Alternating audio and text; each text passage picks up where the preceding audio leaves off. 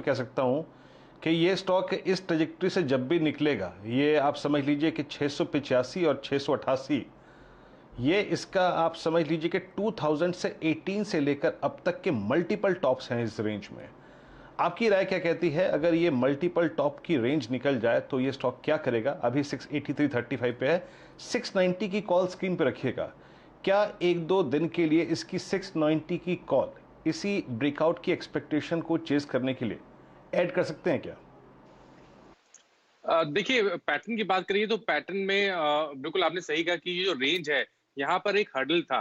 लेकिन इस बार के पैटर्न्स और इस बार के वॉल्यूम्स को देख के लगता है ये रेंज ब्रेक होगी और इसके बाद तो सीधे 800 रुपए के पहले कोई भी मेजर रेजिस्टेंस नहीं दिखता है चार्ट पे, इसलिए टारगेट तो बड़े आप सेट करके चल सकते हैं। ऑप्शन की ज्यादा बात है, 690 का कॉल ऑप्शन 12 रुपए के आसपास ट्रेड कर रहा है। यहाँ पर आप खरीदारी करिए, एक छोटा सा स्टॉप लॉस 6 रुपए का रखिए, लेकिन ऊपर की तरफ 25 रुपए तक के टारगेट आपको यहाँ पर मेरे हिसाब से मंडे या ट्यूसडे को देखने को मिल सकते हैं।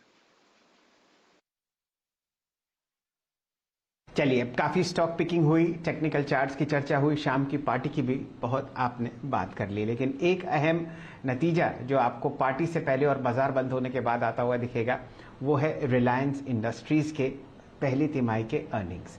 क्या आंकड़े बाजार इंतजार में है, ये आपको बताते हुए दिखेंगे नीरज जी। आप पिछले 2 दशक से आरआईएल को ट्रैक कर रहे हैं, नीरज जी।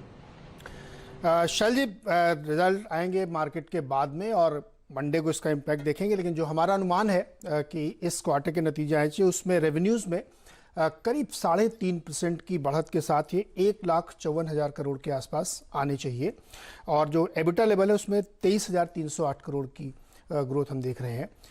लगभग क्वार्टर के बराबर ही होगा जिसे पिछले क्वार्टर में था। इस क्वार्टर की हाईलाइट में अगर आप देखेंगे तो इस बार आपको ऑयल एंड केमिकल वाला बिजनेस ज़्यादा चमकता हुआ दिखेगा, क्योंकि पिछले क्वार्टर में, बीते हुए क्वार्टर में ऑयल के प्राइसेस ऊपर गए हैं और जो वैल्यू एडेड प्रोडक्ट्स हैं उनमें वैल्यूएशन बढ़िया देखने को मिली है और मार्जिन इंप्रूव हुआ है क्योंकि क्रूड जो है ऊपर की तरफ गया है। तो पेटकेम का बिजनेस, रिफाइनिंग का बिजनेस बेटर करता हुआ इस बार आपको दिखेगा और ये बहुत ही इंटरेस्टिंग डेवलपिंग स्टोरी है कि यहाँ पे कई सारे जो सूत्र हैं वो इससे जुड़ते हुए दिख रहे हैं। तो मुझे लगता है कि ये आउटशाइन करेगा। दूसरा जो बड़ा बिजनेस है इनका, जियो का प्लेटफॉर्म का बिजनेस, वो लगभग पिछले क्वार्टर के बराबर ही रहेगा।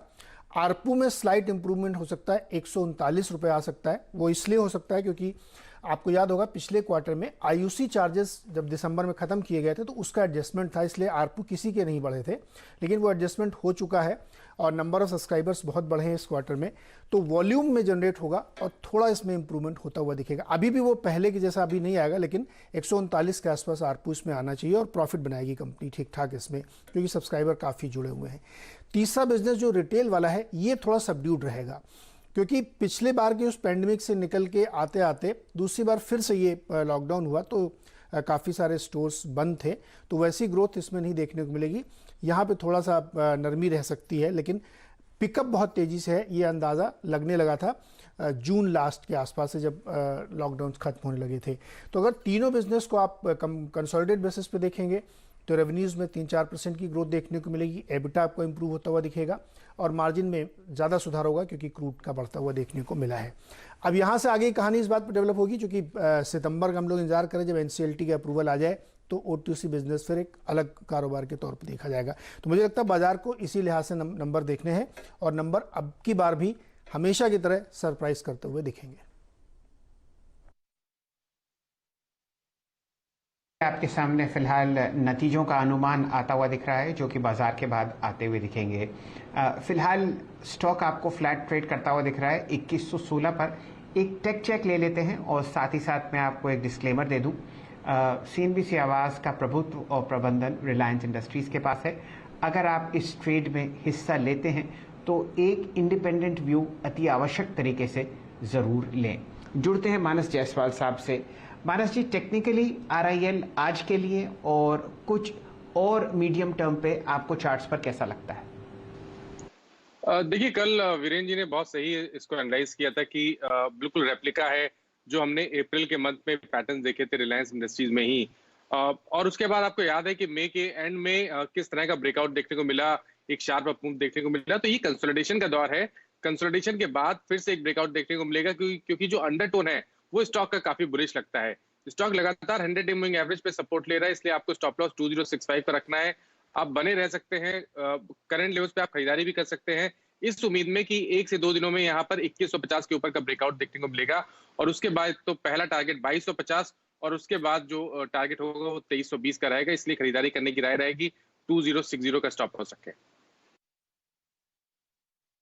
ओके, 2060 का स्टॉप लॉस, और आप इवेंट में जा रहे हैं, याद रखिएगा। और इवेंट को आप ऑप्शंस के जरिए भी ट्रेड कर सकते हैं, और उस पर मैं बात करूंगा थोड़ा सा और। अगर आप देखें क्लोजिंग के वक्त, अब बात अगर ये है कि भाई हमें इवेंट को प्ले करना है, तो और closer to I think closing, उसको अगर आप देखें डिस्कशन में शामिल करेंगे।